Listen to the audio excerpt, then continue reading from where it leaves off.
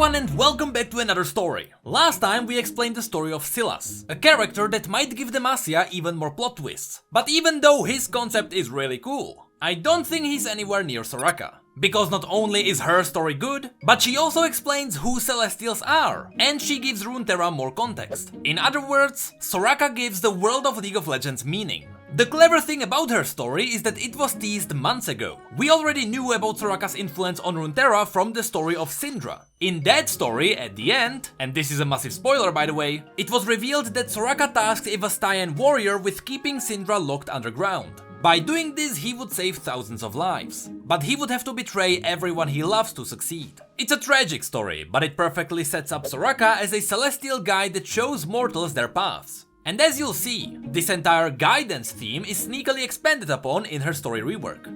Now, while normally I would start with the champion's bio and then I would follow it with a short story, we will do it the other way around this time, because the short story loses some of its charm when you learn how Soraka got where she is. So here's the short story that depicts Soraka's personality.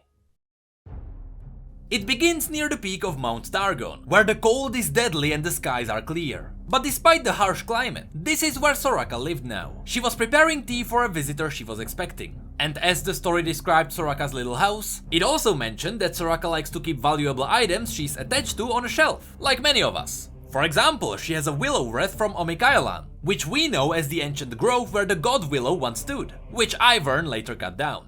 But she also has a tiny golden acorn from a friend in Battle City, which is a setup for the newly released Yordle base lore. And finally, the story also mentions a stone dog from the old days of Nashrame. Apparently, Soraka was somehow involved in the development of this coastal city.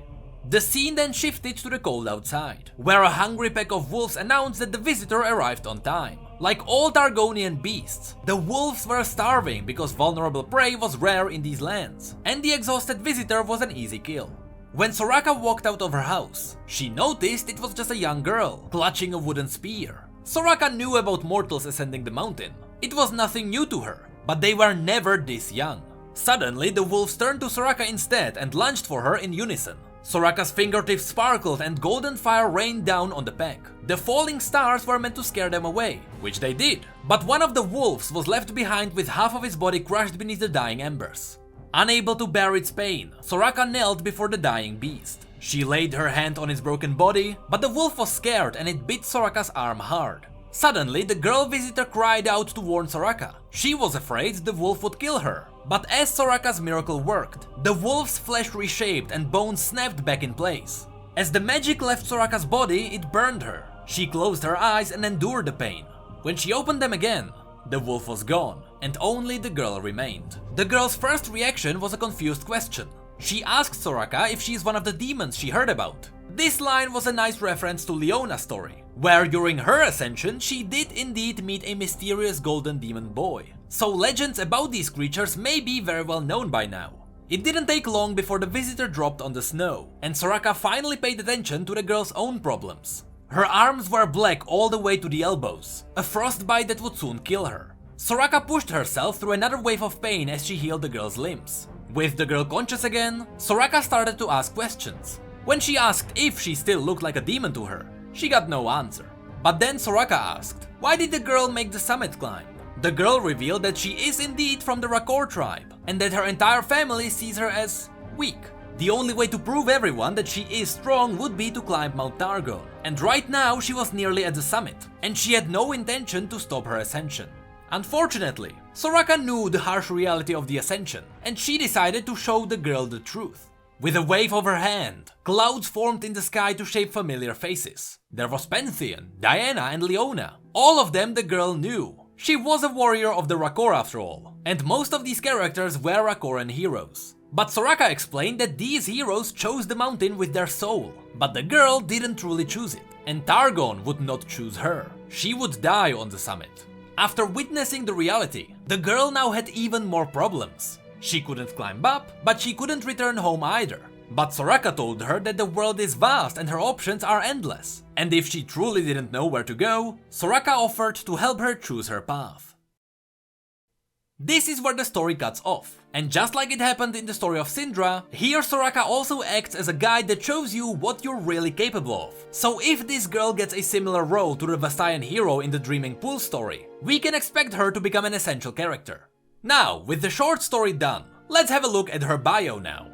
Unlike the short story, the bio explains why Soraka is here on Mount Targon, and why does her own magic hurt her. This, by the way, is a clever tie-in to the fact that Soraka does hurt herself when she heals others. But her bio also dives deeper into how the universe of League of Legends works. So if you're interested in the bigger idea behind time and space, listen up. Soraka comes from ages when time was still young. She was a part of the Celestial Realm, where the Celestial beings looked over the creatures that now grew on Runeterra. However, the mortal creatures behave differently from the great design that was intended for them by those above. Yes, this means that mortals on Runeterra have an intended purpose, we just don't know what it is. The Celestials put signs in the stars to guide mortals towards their destiny, but the simple mortal minds misinterpreted these images, which led to chaos, uncertainty and suffering. Soraka was a Celestial with great empathy, and she could no longer watch mortals suffer, so she descended down to the mortal realm in order to guide mortals back to their intended path. She took on a physical form that wasn't meant to hold her celestial powers. The side effect was that her new body burned from within, but she was determined to endure this pain so she could heal others. But as Soraka began her journey to fix mortals, she quickly found that the limits of mortal cruelty were nowhere to be found. It didn't matter where they were, on a battlefield, in a city, or outside in the wilderness. There was fighting, betrayal and suffering everywhere. The destiny of mortals was beyond repairing now, and Soraka blamed it on their short lifespans. They were unable to see the greater patterns. But still, Soraka lived among mortals, trying to fix whatever little damage she could. And eventually, Soraka noticed a new greater pattern emerging from all the chaos. A new complex and unintended design. From the stars, Runeterra looked like a spawn of pure chaos. But from Soraka's view, just as mortals dished out endless cruelty, some of them also proved that mortals can be filled with kindness to rival anything among the stars. They only had to be nudged in the right direction. After this discovery, Soraka entirely changed her plans. Instead of forcing mortals to return back to their intended design, which was now nearly impossible, she would instead show mortals what good they could do on their own, should they pick the right path. Over the millennia, the legend of the Star Child have spread throughout the lands of Runeterra. Some tribes of Freljord revere this horned healer who keeps away the icy bite of winter. In Zone, there are stories about a radiant healer who purifies lungs from the grey. And in Ionia, there are myths of the Vastaya Shirei who remember a seeker who could commune with the stars. But currently, Soraka turned the peaks of Mount Targon into her new home. She has her own plans with this place, but the story doesn't reveal what Soraka wants to do with Targon. What we do know is that she is guiding an isolated tribe of Vastaya on this mountain. She is teaching them her healing ways. This might explain the golden demons that were present in the Ascension stories, as we mentioned, for example, in the story of Leona. Maybe it was no demon or a celestial at all. Maybe it was just a winged Vastaya with horns. But either way, as Soraka witnessed entire civilizations wiped out during wars, she realized that she can't show mortals the right way if they don't listen. She cannot save everyone if they don't wish it. But Soraka is still determined never to stop trying. Now this bio revealed something big to us. Something many of you may not even realize. If Celestials look over mortal worlds, and yes, I say worlds because Pantheon is still a hive mind of warriors spread across the universe, that still confirms that Runeterra isn't the only planet with mortals on it, but Runeterra may be the only planet that went rogue from the original Celestial plans. Anyway, if they do look over mortal worlds, that means that we finally know what the heck Bard is doing. Bard is just another messenger of the Celestial Realm.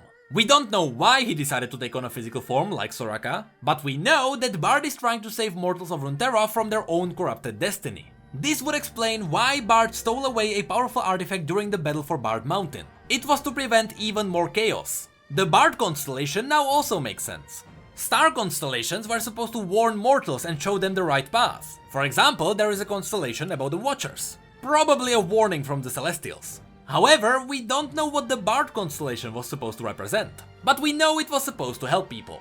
Another amazing piece of information related to the Celestials came from the latest Ask Riot. There we learned it was Celestials who originally used the world runes to craft a new realm. We can assume this realm was either the Spirit Realm on Runeterra, or the planet itself was supposed to be a new plane of existence. Either way, something went wrong and the runes that created Runeterra are now scattered across the same planet. Now, because this directly ties Celestials to world runes, we can assume that Kayle and Morgana might do something with them as well. After all, Kayle and Morgana are bound to Demacia, and the massive ancient vault of world runes is also in Demacia.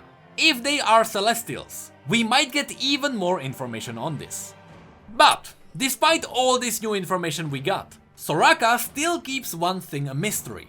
A mystery that makes me think that maybe a certain champion we know picked his own destiny after an encounter with Soraka. An encounter that likely burned hazy memories of a girl into his mind. Because even after Soraka's rework, and with the mention of Zone in her bio, Warwick is still related to her in some way. Hey, did you know that we have social media and Twitch where we talk about other league facts and stories? And did you know that we have need mugs and shirts too? The links to all of that will be below. And as always, thank you, come again.